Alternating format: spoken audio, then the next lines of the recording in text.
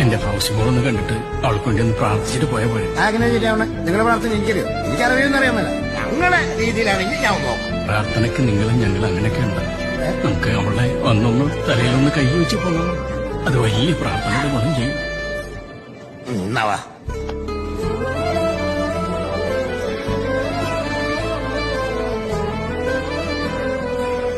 മോളെ, ഇതാണ് വല്യപ്പ പറഞ്ഞ ആള്.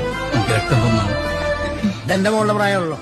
ആർക്കുള്ളൂട്ടാ. വല്യപ്പ പറഞ്ഞു നിങ്ങൾ പൈസ ഒന്നും വാങ്ങിയിട്ടില്ലെന്ന്.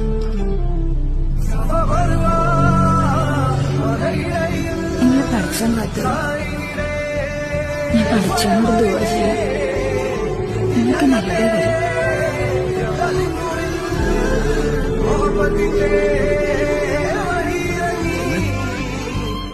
ശരി.